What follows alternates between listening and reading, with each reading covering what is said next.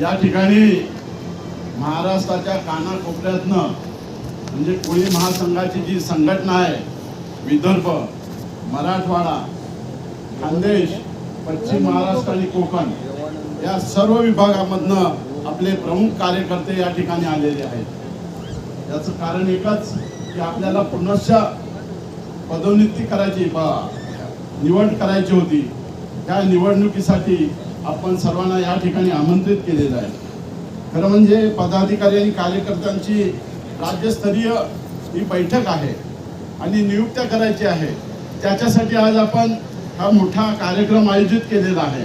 कारण गेल्या अनेक दिवसापासून चाललं होतं, परंतु वेळ झाला, कारण मध्ये बऱ्याचशा काही गोष्टी होऊन गेल्या, परंतु आज आपल्याला वेळ मिळाली आणि चांगली वेळ आहे।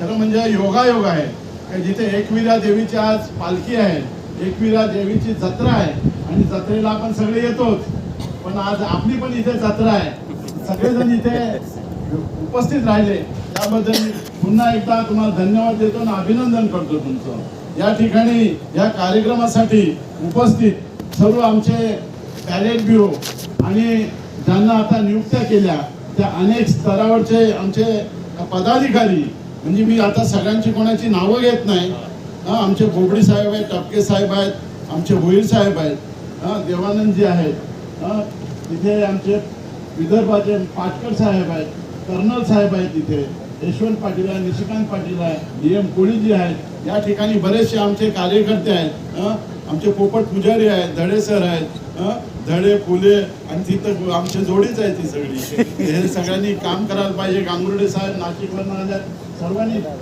काम करायला पाहिजे। आमचे सर्व नाशिकचे पिटे सर आहेत, आमचे कोल्हापूरचे आहेत आणि मिलिंद पाटील आहेत, आमच्या महिला आहेत ज्यांना आता आपण पदाधिकारी नेमलं, सुभाष कोळीजी आहेत। या ठिकाणी मला सांगावंसं वाटतंय की गेले 10 वर्ष आपण 10-12 वर्ष कोळी महासंघाचं काम करतोय। एक तुमच्या आमच्यावर कोळी महासंघावर एक मोठी जबाबदारी या समाजाने दिलेली आहे। तर ती मोठी जबाबदारी काय होती की जे आमचे शिक्षक, आमचे जे जात पडताळणी, ज्या जात पडताळणीला कंटाळून जे शिक्षक ज्यांनी 20-20, 25-25 वर्ष या महाराष्ट्र शासनामध्ये काम केलं, जिल्हा परिषदेमध्ये काम केलं, पंचायत समितीमध्ये काम केलं, मला 12 वर्षानंतर कळलं की अनुसूचित जमातीचा दाखला, अनुसूचित जमातीचं वैधता पत्र जर नसेल तर तो माणूस त्या जागेसाठी, त्या कामासाठी पात्र नाही।